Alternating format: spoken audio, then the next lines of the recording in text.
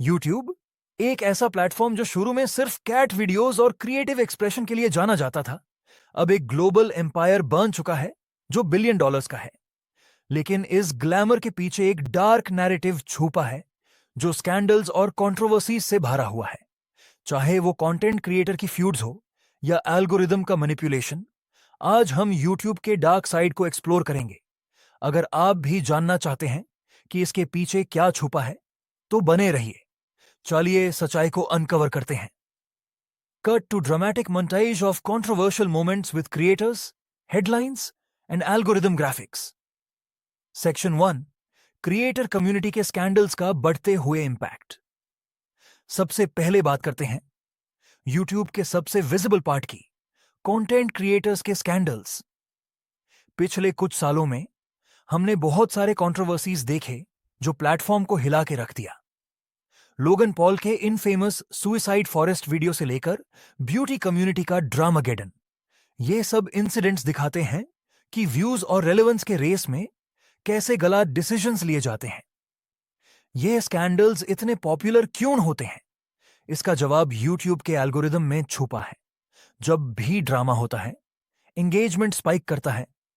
Comments, likes, dislikes और shares algorithm को fuel देते हैं, जिससे यह कंटेंट और ज्यादा प्रमोट होता है। यह एक फीडबैक लूप है जिसमें आउटरेज एक करेंसी बन जाता है। की examples to discuss. Logan Paul का सुइसाइड फॉरेस्ट इंसिडेंट।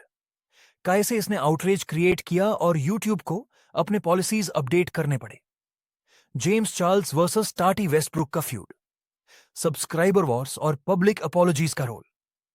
प्यूडीपाई और उनकी कंट्रोवर्सीज, एंटी सेमिटिक जोक्स से लेकर मीडिया स्क्रूटिनी तक।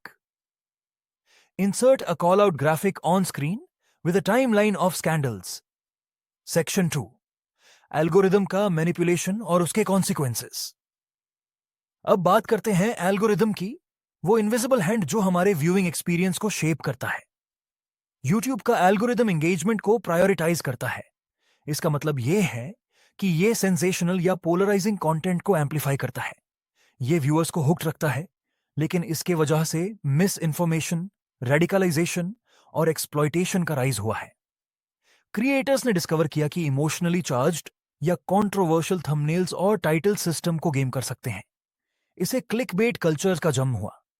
इसके अलावा देखा जाए तो कॉन्स्पिरेसीज जैसे फ्लैट अर्थ वीडियोस ने भी ट्रैक्शन गेन किया, क्योंकि एल्गोरिदम हाई वॉच टाइम और एंगेजमेंट को रिवॉर्ड करता है।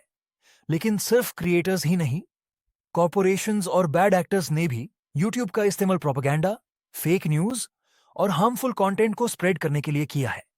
इसके कॉन्सिक्वेंसेस सोसाइटी की ट्रस्ट को अफेक्ट करते हैं। की points to cover. Recommendation spiral. एक कंट्रोवर्शियल वीडियो देखने के बाद कैसे सिमिलर कंटेंट का रैबिट होल बनता है। यूट्यूब किड्स और डिस्टर्बिंग एल्सागेट कंट्रोवर्सी का रोल। यूट्यूब का रिस्पॉन्स, एल्गोरिदम्स और डिमोनेटाइजेशन पॉलिसीज को एडजस्ट करना। Visual flow chart of how the algorithm works and how it can be manipulated. Section 3. Vulnerable audiences का exploitation. YouTube के darker corners में vulnerable audiences का exploitation भी शामिल है, स्पेशली बच्चों का। स्कैंडल्स जैसे एल्सागेट ने दिखाया कि इनअप्रोप्रिएट और बॉर्डरलाइन अब्यूसिव कंटेंट जो बच्चों के वीडियोस के डिस्गाइज में था, कैसे प्लेटफॉर्म पे स्लिप कर गया। प्रेडेटरी बिहेवियर कमेंट सेक्शंस में भी अलार्मिंग था, जिसे यूट्यूब को बहुत सारे बच्चों के वीडियोस के कमेंट्स डिसेबल करने पड़े। और सिर्फ बच्चे ही नहीं, मैनिपुलेटिव कंटेंट जो यंग अडल्ट्स को टारगेट करता है, जैसे गेट रिच क्विक स्कीम्स या हार्मफुल हेल्थ एडवाइस, भी प्लेटफॉर्म पे बहुत ज्यादा फैला। ये क्रिएटर्स इनसिक्योरिटीज का फायदा उठाते हैं और अनरियलिस्टिक सॉल्यूशंस का प्रॉमिस करते हैं, जबकि ऑड रेवेन्यू कमाते हैं। की एग्जांपल्स। एक्सप्लॉयटेटिव फैमिली चैनल्स का राइज और बच्चों के मोनेटाइजेशन की एथिक्स। फाइनेंशियल स्कैम्स और सूडोसाइंस जो लेजिटिमेट एडवाइस के रूप में प्रेजेंट होते हैं। यूट्यूब की पॉलिसीज को एनफोर्स करने की स्ट्रगल और ऑडियंस को प्रोटेक्ट करना। Insert case study graphic. A breakdown of a family channel controversy. Section 4.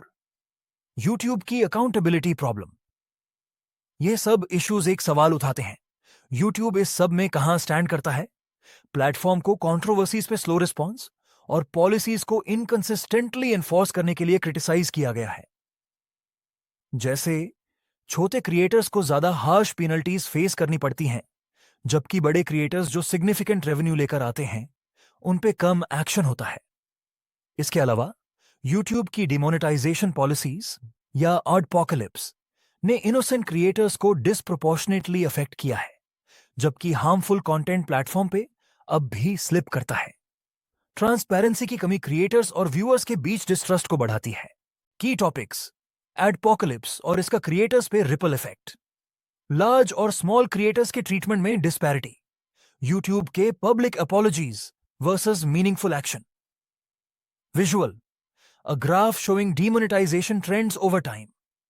Conclusion: आगे का रास्ता। तो हम इस सब से क्या सीख सकते हैं? यूट्यूब का डार्क साइड एक रिफ्लेक्शन है उन चैलेंजेस का जो प्रॉफिट, टेक्नोलॉजी और ह्यूमन बिहेवियर के बीच आते हैं। प्लेटफॉर्म ने हमें काउंटलेस आवर्स ऑफ एंटरटेनमेंट और नॉलेज दिया है, लेकिन यह एक कॉशनरी टेल भी है कि जब रेगुलेशन और अकाउंटेबिलिटी इनोवेशन के पीछे रह जाती है तो क्या होता है? एज कंज्यूमर्स हमें डिमांड करना होगा कि प्लेटफॉर्म बेटर करे, उन क्रिएटर्स को सपोर्ट करें जो इंटेग्रिटी को प्रायोरिटाइज करते हैं, अस कंटेंट को माइंडफुली एंगेज करें जो पॉजिटिव रिपल इफेक्ट्स क्रिएट करे, और क्रिएटर्स के लिए यह एक रिमाइंडर है कि with great power comes great responsibility. चलिए मिलकर यूट्यूब को एक ऐसा स्पेस बनाते हैं जो अपलिफ्ट करे, एक्सप्लॉइट ना करे। Outro: dramatic montage fades into an uplifting tune. देखने के लिए शुक्रिया। अगर आपको यह वीडियो इंसाइटफुल लगा तो लाइक, शेयर और सब्सक्राइब करना न भूलें, और ज्यादा डिजिटल वर्ल्ड की कहानियों के लिए बने रहिए। अपने थॉट्स कमेंट्स में जरूर शेयर करें।